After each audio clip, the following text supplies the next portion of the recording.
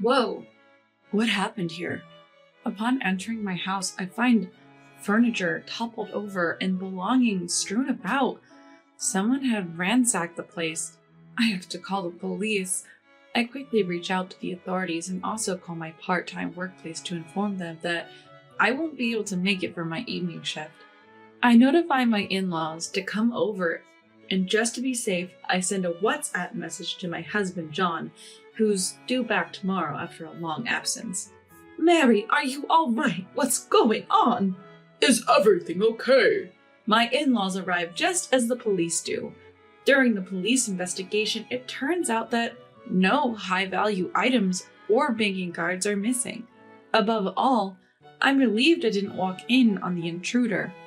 What's missing seems to be daily necessities, clothing, food, and children's items. Wait a minute. Haven't I seen this scene before? From my past experiences, I have a hunch about who could be responsible for this. My name is Mary, a 27-year-old housewife. My husband John is 30 and currently on a work assignment away from home. We have a preschool-aged son and have been married for 5 years. We were hoping for a second child, but the timing clashed with my husband's work assignment, which has already lasted 2 years. Although he tries to come home twice a month, there are busy periods when he can't make it. I last saw him 2 months ago. To stay connected with our son, he had set up a network camera at home, but he's only used it once due to his busy schedule. I had been hesitant to consult him about one issue, not wanting to distract him from work. It concerns my sister-in-law. Just as I was about to speed through the household chores after dropping off our child at preschool, the problem person shows up. Hey there. Oh, sister-in-law, hi. What brings you here today? For the past 3 months, sister-in-law has been regularly dropping by our home, unannounced, just making herself at home. Sister-in-law is 34 and the mother of 4, part of a big family. The family has kids ranging from infants to elementary schoolers. 2 of their preschoolers even go to the same preschool as my child. My sister-in-law, or SIL for short, is a large woman with a blunt personality, for better or worse. Whether it's shopping or dining out, she always wears sweats. When she showed up at preschool events in her standard sweatshirt and sweatpants, even I was shocked. Sure, she's known for her casual attire, but she's also known for picking fights. So much so that I'd rather not cross paths with her at preschool lest people find out we're related. She has a habit of taking things from our home on a daily basis. Taking these cookies, okay? You took some yesterday. You can't keep giving you things. What? You're imposing me? It's John's money anyway. You have no right to complain. She asserts that since I'm a stay-at-home mom living on John's money, she can intimidate me. After all, it's a mother's job to support the kids. You have just one while I have many. It's only fair you help me out. We initially chatted because our kids were close in age and I thought we might get along. Now she just says unreasonable things like this. Sister-in-law works part-time at a lottery ticket store in the evenings. She usually visits when she knows I'll be home, like after dropping the kids at preschool. When the kids come home from preschool, or even during dinner preparations and mealtime, she'd just barge in and rummage through the rooms. Not only that, she leaves everything a mess and, of course, never bothers to clean it up. We receive $600 a month for living expenses from John, separate from rent and utilities. It used to be more than enough, and I was even saving money. Although John had always told me to feel free to spend money on what I like, I have been saving it for a rainy day. However, since sister-in-law started coming over, my monthly savings have dwindled to $100, and I've even dipped into the negative over the past 3 months. Because of sister-in-law, the money John gives me vanishes each month, and I've been covering the shortfall using the savings I had before we were married. Realizing this can't go on, I finally gathered the courage to tell sister-in-law that this needs to stop. Sister-in-law, it's getting tough for us too. Please pay for the items you take. Why? Just get more money from John. We have a lot of kids and need it. You're costing us $200 a month just on household items. What? You're charging your own family? It was clear reason would not get through to her. I feared this situation could ruin our family, so I told John I'd like to work part-time. I didn't want to worry John, so I just said I wanted to boost our savings. The real challenge was what to do with our child, so I decided to consult his parents. Mother-in-law, I'm considering working part-time. Why? Aren't you getting money from John? Actually, sister-in-law takes a lot of household items, so we're running low on money. What? Really? But taking a few things isn't a big deal. No, it's just a few things. All right, I'll talk to her about it, so don't get so worked up. It seemed like mother-in-law was still oblivious to sister-in-law's wrongdoings, believing her daughter wouldn't do such a thing.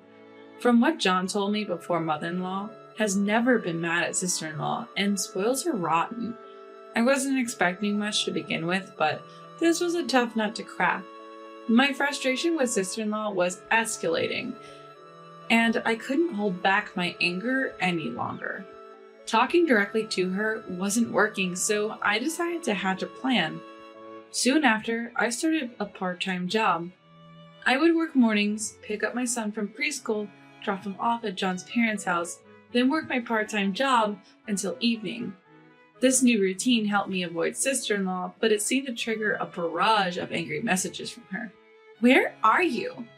Where are the house keys? I know you're there. Open up. When will you be done? The frequency of her messages increased, showing her annoyance with my constant absence. Bring some tissues around in the evening. What time in the evening? Before my part-time job, so let's say 5 p.m. Oh, sorry, I'm working my part-time job until 6 p.m. You're deliberately avoiding me. No, I'm just working longer hours because we're short on money. So it's my fault we're short on money. Exchanging these lines, even sister-in-law's pettiness started to feel amusing on WhatsApp. Life was much calmer without meeting sister-in-law every day. Unlike my peaceful state, sister-in-law was restless. One time, we went out to eat with our parents-in-law and sister-in-law's family. She was giving me icy stares, but I didn't care and just enjoyed my meal. Mary, no part-time work today, huh? I had planned this dinner with father-in-law and mother-in-law for a while. Sister-in-law turned her face away, clearly irritated. In some ways, I owe my sister-in-law for my newfound assertiveness to dealing with someone as dense as her. Later, we had tea at John's parents' house and all was quiet on sister-in-law's end. We then headed home. I was hoping that sister-in-law would finally give up, but things took an unexpected turn. A month later, after dropping my son off at preschool and at John's parents', I went home to grab something I forgot. I was in a hurry because I didn't have much time before my part-time job started. What the? I came home to find furniture overturned and belongings scattered. I've got to call the police. I hurriedly called the police and informed my part-time job that I'd be taking the day off. I also informed my parents-in-law and asked them to come over and sent a precautionary message to John, who was coming home tomorrow. Mary, are you all right? What happened? Is everything okay? I began talking to a private investigator. As this happened, the police arrive. During the investigation, we find that no high-value items or bank cards are missing. Above all, I'm relieved I didn't confront the intruder. What's missing are daily necessities, clothing, food, and stuff for the kids. Wait a minute, haven't I seen this situation before? Mother-in-law, I don't mean to point fingers, but isn't it possible that sister-in-law did this? My daughter! No way! She would never do something like this. Who else would ignore valuable stuff and take only daily items? It has to be sister-in-law. Mary, just because sister-in-law takes things from your home doesn't mean she would do something like this, mother-in-law insists. Although it may be natural for a mother to trust her daughter, mother-in-law refuses to call sister-in-law to the scene. Finally, father-in-law, who had been silent all along, speaks up. The police are here. She should prove her innocence by coming. As father-in-law says that, well, you have a point. Mother-in-law concedes, unable to go against father-in-law, and promptly calls sister-in-law. What's up? Sister-in-law enters with her child, freezes for a moment when she sees the police, but I don't miss it. Oh, why are the police here? Apparently, our house got ransacked and some things are missing. What got taken? Daily items, clothes, stuff like that. So, did they figure out who did it? No, not yet. Ah, okay then. Upon hearing that the culprit behind the home invasion is still unknown, sister-in-law visibly relaxes. Suspicious of sister-in-law's reaction, father-in-law starts to question her. Be honest, if you're caught on a neighbor's camera, you're the one who will be in trouble. It's not me! As this dialogue unfolds, I get a call from John. Mary, are you alright? Any injuries? Yeah, I'm fine, and our son was at your parents' house. Good. Any leads on who did it? Actually, I hadn't talked about this yet, but I explained everything to John. Why didn't you tell me earlier? I would have warned her. I'm sorry, I didn't want to worry you. Have you checked the camera? Camera? Remember? I installed a network camera so I could talk to our son. Is it still there? Oh, right! I had forgotten about it, but thanks to leaving it plugged in, it seemed to be working. After telling John that the camera was active, he checked past footage on his mobile phone. I end my call with John and head back to the living room where everyone is. We know who did it. What? How? John had set up a camera so he could talk to our son while he's away on business. And the footage shows this person. I show the mobile phone to the police and my parents-in-law and their sister-in-law, rummaging through the house, then leaving with bags full of stuff. How did you get into the house, sister-in-law? I press her for an answer and sister-in-law falls silent. Tell the truth. Father-in-law interrogates sister-in-law with a stern look. Well, the thing is, sister-in-law slowly starts talking. I noted the lock code while relaxing at my parents' house. I then asked someone I know to make a duplicate key. While father-in-law looks at sister-in-law in disbelief, mother-in-law keeps her head down in silence. Mother-in-law, are you okay? As mother-in-law's shoulders tremble, I wonder if she's crying because she feels betrayed by her daughter.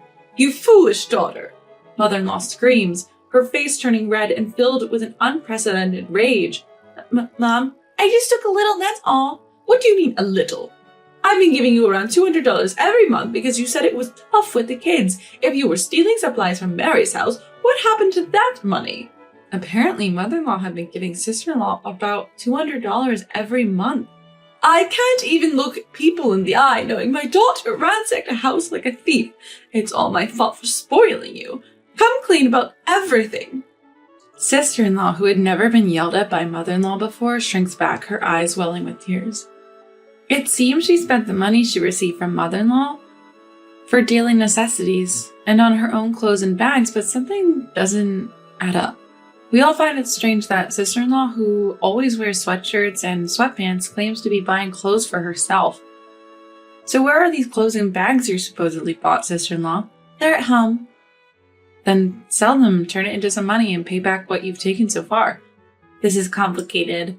Sister-in-law, who's bad at giving up, was desperately trying to come up with an excuse. Then her older child casually let something slip. The clothes aren't mom's anymore, so they're not at home, right? What? Turns out she had been buying men's clothing and bags. Did you buy them as a gift for Dad? No, for a young man who isn't Dad. Shockingly, it's revealed that sister-in-law has been financially supporting another man. Mother-in-law, upon hearing this, is even more furious and starts talking about disowning her. Even the police seem uncomfortable in this escalating environment. So what will happen with this situation? I think it would be better to settle this privately since it's a family matter. Yeah, what should we do? Father-in-law, seemingly stuck, turns to me. At that point, sister-in-law frantically latches onto me. Mary, you wouldn't actually press charges, would you? Think about how sad it would be for the kids if their mom got arrested. Don't try to use the kids to escape responsibility. Apologize to Mary right now. Mother-in-law, her eyes fierce, starts berating sister-in-law again. Mary, I'm really sorry for what I've done. Please, please, please forgive me. Sister-in-law almost cries as she kneels and clings to my feet. The kids are watching with concerned faces, and honestly, it feels wrong to show them adults squabbling like this. Fine, I won't press charges. Oh, thank you, Mary. Sister-in-law quickly changes her expression. But there are conditions. The condition I give is that sister-in-law must pay back the $900 she took over the last 3 months by working part-time and giving us $100 each month. I can't pay $900. I have 4 kids. Didn't you say supporting your kids is a mother's duty? So it's only fair to return the money you've taken from your brother's children who are suffering because of you. Well, that's... Sister-in-law seemed frightened by my words. If you have time and money to spend on another man, then work to pay us back. The monthly payments are even a compromise compared to what you've used. I quickly corner sister-in-law, but my words don't seem to reach her. But still, enough! Enough! Be grateful you're not getting sued and accept the conditions. Mother-in-law raises her voice again as sister-in-law's indecisive attitude. I understand. After hearing from the victim, I think accepting these terms would be the best course of action, says the police officer. Sister-in-law, with her head hung low, reluctantly agrees. Even though the kids will inevitably find out and I do feel sorry for them, I can't muster any sympathy for her sister-in-law. Exploiting her brother's family to save on living expenses while lavishing money and attention on another man is something I'll never understand. The next day, when John came back, she ended up getting scolded even more. Sister-in-law was in tears, apologizing profusely, but John was adamant about not forgiving any inconvenience caused to myself or our child. I think the future relationship between the siblings hinges on sister-in-law's actions. Above all, sister-in-law's greatest challenge lies ahead. What will she say to her husband who's coming back from a business trip next week? We managed to arrange for the kids to stay with John's parents during the discussion on that day, so they wouldn't witness sister-in-law's disgraceful state. As soon as sister-in-law's husband saw her, she broke down crying and deeply apologized. Her husband was confused until father-in-law and mother-in-law filled him in, after which he was furious. Feeling lonely, she had found comfort in a young man. She insisted she had done nothing more than financially support him. She said she'd repay the money to her brother and his family. But from the husband's perspective, it was understandably infuriating to come home from work to this mess. Though he blamed himself, the thought of the kids made his heart ache. From then on, my sister-in-law was sued for damages by her husband. Just selling lottery tickets part-time wasn't enough, forcing her to also work nights. Under such dire circumstances, her previous aggressive demeanor faded away as if she were a changed person. Once so quick-tempered and argumentative, especially around the preschool, she's now so unobtrusive. She's hardly noticeable. As for our family, John returned home after his work assignment was over, and our son was absolutely thrilled, enjoying each day. I continue with my part-time job thinking it best to save as much money as possible, but I recently fell ill and had to visit the hospital. According to the diagnosis, we were delighted to learn we're expecting our second child. John was thrilled, and we later safely welcomed a baby girl. Now, as a family of 4, we cherish our happiness.